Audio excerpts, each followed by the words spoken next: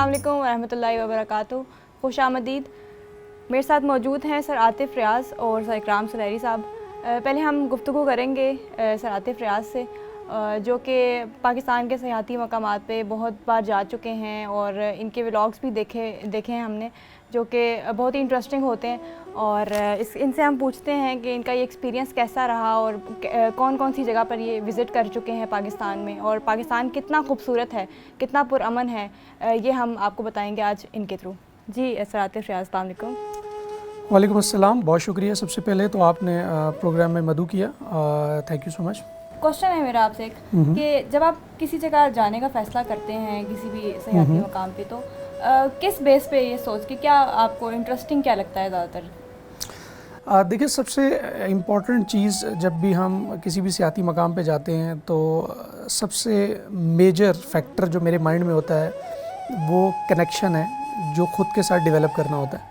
और नेचर के साथ कनेक्ट करने के लिए जब भी आप किसी भी सियाती मकाम पे जाते हैं तो ज़ाहिरी बात है कि आप, क्योंकि इस शहरी ज़िंदगी के अंदर हम लोग रोज़मर्रा की ज़िंदगी में और मटेरियलिस्टिक वर्ल्ड के अंदर इतने ज़्यादा खो चुके हैं कि हमें अपने लिए वक्त नहीं मिलता और हम बस चीज़ों के पीछे भाग रहे हैं। लेकिन जब आप नेचर के पास जाते हैं, वहाँ जाके कनेक्ट होते हैं और सिर्फ आप होते हैं, और सबसे अच्छी बात ये कि सिग्नल नहीं होते।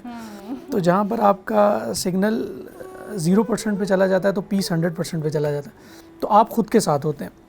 दूसरा फैक्टर जो है वो ये होता है कि मैं फिर इस चीज़ का ख्याल करता हूँ कि जिस जगह पे मैं पहले जा चुका हूँ, फिर मैं कोशिश करता हूँ कि उससे किसी नई जगह पर, नई डेस्टिनेशन को देखूँ।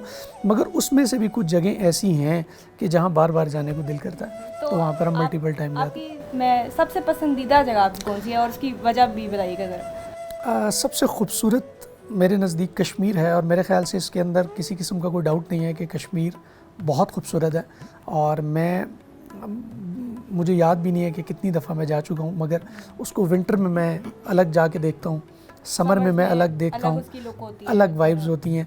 और मेरे ख़्याल से मैं ख़ास तौर पे कश्मीर में नीलम वैली की बात करना चाहूँगा कि नीलम वैली में जब भी मैंने ट्रैवल किया, हर सीज़न के अंदर उसने एक अलग वाइब दी है। जितनी मरतबा मैं गया हूँ मुझे एक अलग फ़ील आई है, और नीलम बहुत खूबसूरत है। कभी ऐसा हुआ है कि आपने कुछ अनएक्सपेक्टेड देखा हो, जो कि आप सरप्राइज़ हुए हैं वो देख के किसी भी जगह जाकर? जब भी हम सफ़र के लिए निकलते हैं तो मेंटली तौर पे हम हर तरह की चीज़ों के लिए तैयार रहते हैं। एक तो इस्लाम में भी सफ़र की बड़ी अहमियत है। जितने भी उलमाए, जो लोग इल्म हासिल करते थे, वो सफ़र किया करते थे। और जब आप सफ़र करते तो लोगों के कल्चर को, लोगों के साथ इंटरेक्ट करते हैं, तो बहुत कुछ आपको सीखने को ऑब्वियसली मिलता है। मेरे ख़्याल से अगर कोई भी शख्स इंट्रोवर्ट है और वो अपनी पर्सनैलिटी को एक्सट्रोवर्ट करना चाहता है, तो मेरी रिकमेंडेशन ये है उसको कि वो ट्रैवल करे।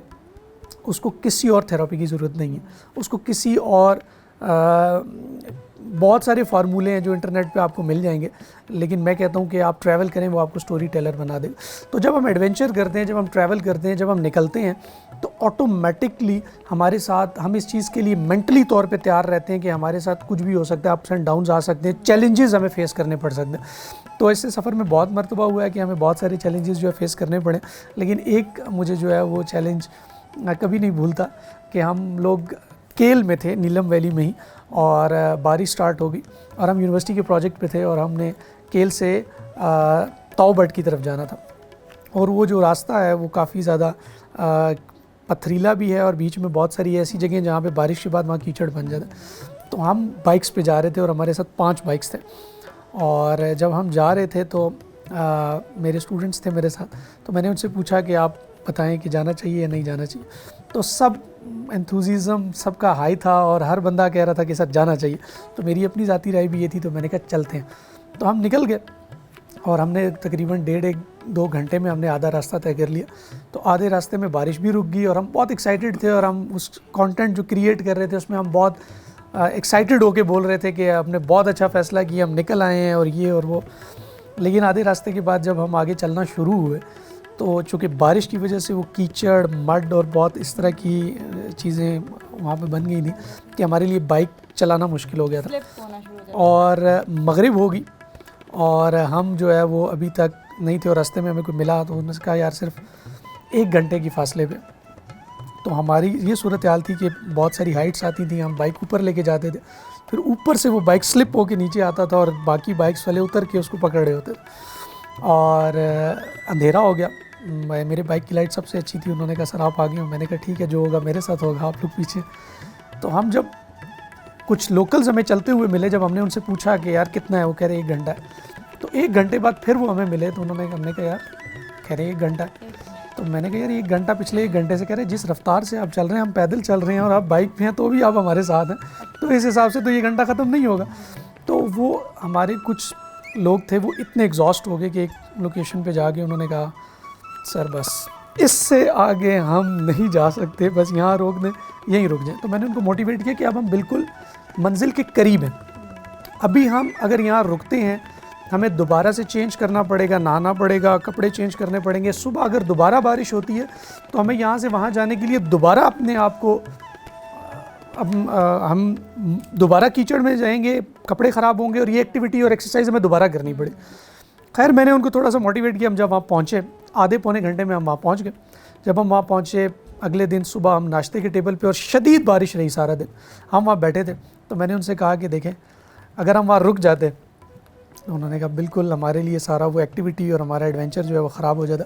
تو میں نے ان سے کہا کہ بعض اوقات یہ زندگی میں سفر جو ہے ایکچوئل میں ہمیں یہ سکھاتا ہے کہ جب ہم ٹوٹ کے تھک کے رک جاتے ہیں اور منزل ہم سے چند قدم کے فاصلے پہ ہوتی ہے, اور اس وقت میں اگر ہم اپنی ہمت کو باندھ لیں, اگر ہم اپنے آپ کو اکٹھا کر لیں, اپنی انرجی کو دوبارہ سے جمع کر لیں, تو اور وہ لاسٹ پش دے دیں, تو ہم منزل پہ پہنچ جاتے ہیں. اور 2 دن پھر ہم نے تاؤبٹ میں گزارے, اور میں نے ان سے کہا جب تک سورج نہیں نکلتا ہم واپس نہیں جائیں گے. اور ایسا ہی ہوا, اور بہت اچھا ٹرپ تھا. اسی طرح کے چیلنجز ہوتے ہیں اور اسی طرح آپ کو بہت کچھ سیکھنے کو ملتا ہے. ایک یادگار بن جاتی ہے. جی بالکل ایسے ہی یاد رہے گا ہمیشہ آپ کو, آپ کے اسٹوڈنٹس کو. ہمیشہ وہ پوڈ کاسٹ پڑی ہوئی ہے, وہ جب بھی دیکھتے ہیں تو وہ میموریز ریوائز ہو جاتی ہے. سر کبھی ایسا ہوا ہے کہ آپ نے دیکھا ہوگا کوئی ایسی ہڈن بیوٹی جو عام لوگ نہیں وہاں تک پہنچ پاتے؟ اب میں ایک چیز کا ذکر کروں گا کہ مری پاکستان کی ٹاپ ٹورسٹ ڈیسٹینیشن ہے جہاں بہت زیادہ لوگ جاتے ہیں. اس کے علاوہ اس کے بعد جو دوسری ڈیسٹینیشن ہے وہ ہے ناران. بہت ابھی اس وقت بھی ناران اوپن نہیں ہے, اور ہر کوئی اس کا انتظار کر رہا ہے کہ ناران اوپن ہوگا, کیونکہ وہ گیٹ وے بھی ہے گلگت بلتستان کے لیے.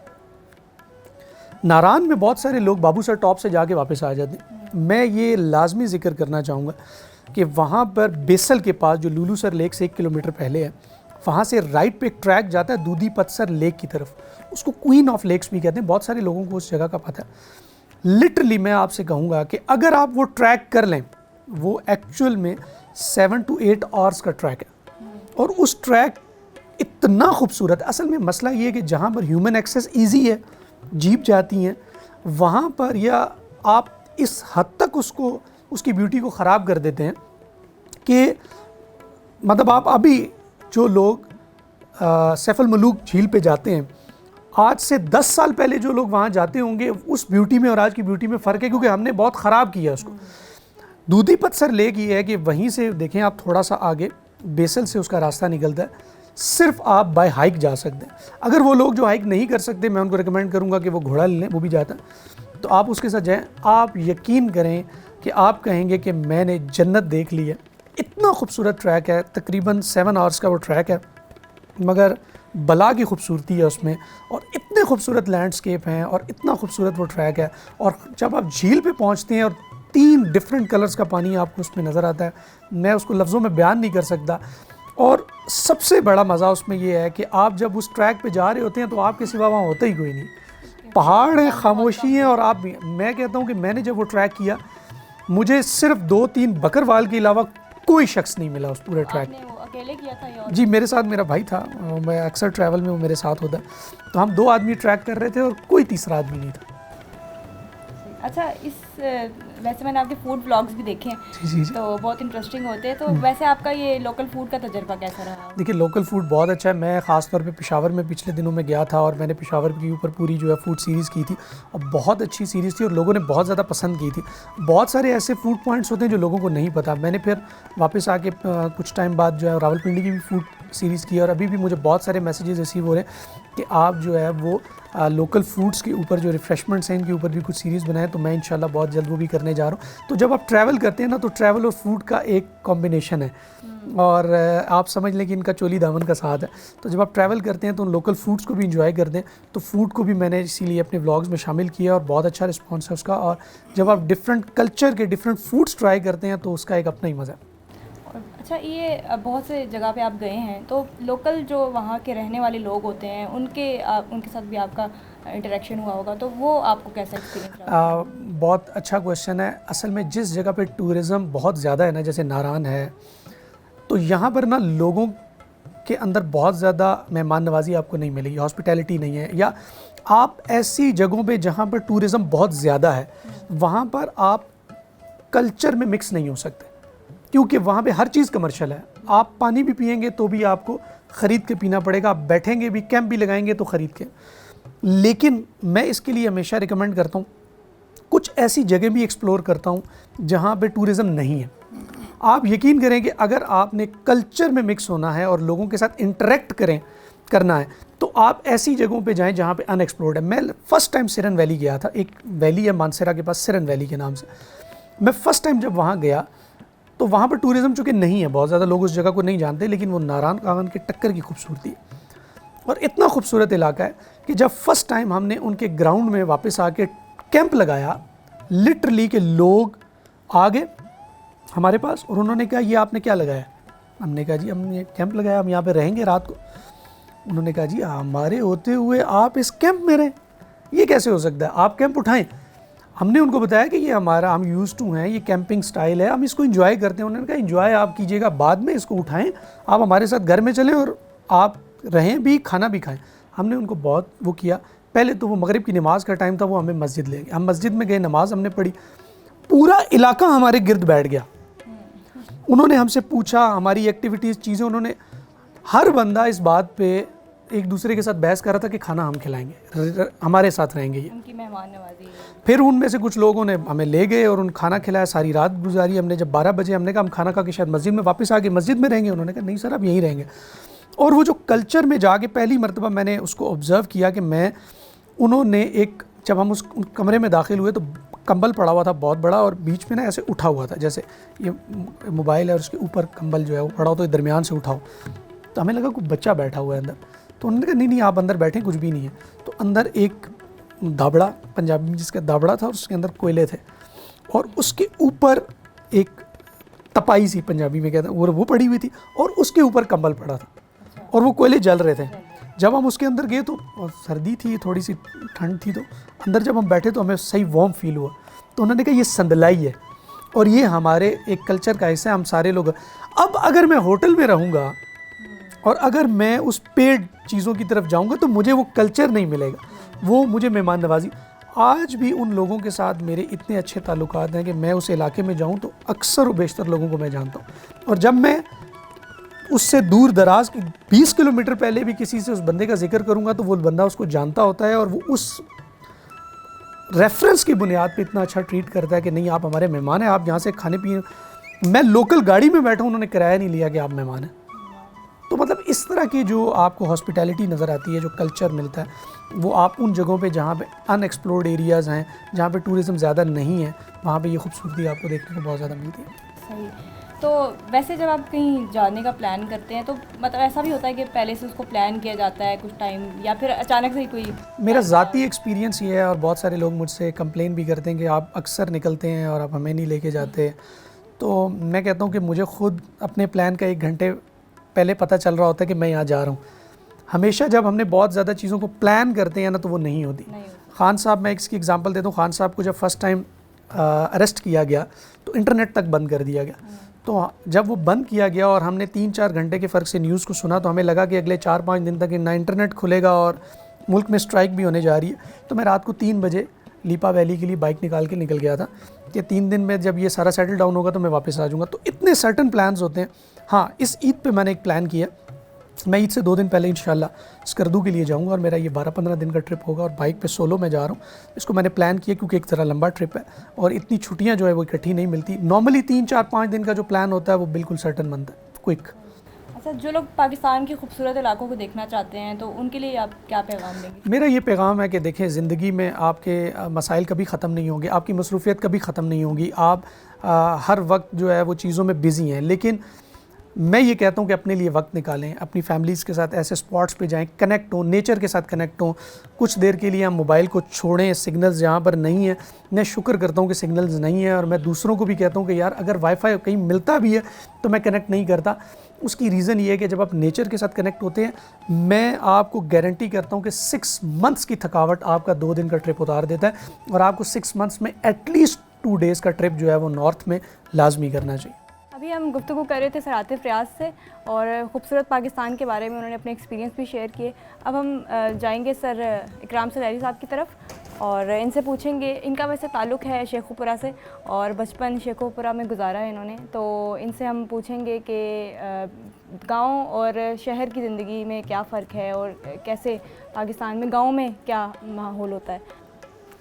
بہت خوبصورت بات ہو رہی تھی پاکستان کے حوالے سے، اور ظاہر ہے پاکستان کے گاؤں پاکستان کا ایک حسن ہے، شہروں کا اپنا ایک حسن ہے۔ آپ بات کر رہی تھی، سوال پوچھ رہی تھی، تو مجھے فوری طور پہ ہمارے ایک بزرگ دوست ہیں شاعر، ان کا ایک شعر یاد آ گیا کہ حسن فطرت کی دلکش پناہوں میں تھے، حسن فطرت کی دلکش پناہوں میں تھے، بے امان ہو گئے آ کے ہم شہر میں۔ تو شہر کا اپنا ایک معاملہ ہے، اگرچہ میں نے زندگی کا زیادہ حصہ شہر میں گزارا ہے، لیکن ظاہر ہے آپ کا بچپن اور لڑکپن کا جو بھی وقت آپ نے گاؤں میں گزارا ہوتا ہے، اس کے ساتھ آپ جڑے ہوتے ہیں، اس کی بہت ساری یادیں ہوتی ہیں۔ ابھی بھی میں گیا ہوا تھا، اور گندم کی فصل کٹ رہی تھی، اور دور دور تک جو ہے وہ آپ کو ایک سنہری لینڈسکیپ جو ہے وہ ملتا ہے۔ اسی طرح مختلف سبزہ ہے، جب آپ دوسرے موسم میں جاتے ہیں، آگے دوسری فصل جو ہے وہ لگ جائے گی۔ تو گاؤں کی اپنی روایات بھی ہیں، خوبصورتیاں بھی ہیں، اور کچھ وہ معاملات بھی ہیں جو رشتوں ناتوں کے ساتھ جو ہے نا، آپ ایک ہی جگہ پہ ہوتے ہیں، آپ کے رشتہ دار ہوتے ہیں، آپ کی برادری ہوتی ہے، اور وہاں کے جو رسم و رواج ہوتے ہیں، خوشی غمی کے موقعوں پہ ایک دوسرے کے ساتھ کام آنا، ایک دوسرے کے ساتھ درد بانٹنا، تو وہ بہرحال جب آپ شہر میں آتے ہیں تو وہ چیز تھوڑی سی، چونکہ آپ اتنے بڑے شہر میں ایسے لگتا ہے کہ جیسے آپ گم گئے ہیں، وہاں آپ کی پہچان ہوتی ہے، یہاں اس طرح نہیں ہوتا۔ یہاں آپ کو جتنے بھی لوگ جانتے ہیں وہ شہر کے ایک اس کونے میں ہوتا ہے اور ایک اس کونے میں ہوتا ہے، اور بس یہ چیزیں ہیں۔ باقی میں سمجھتا ہوں کہ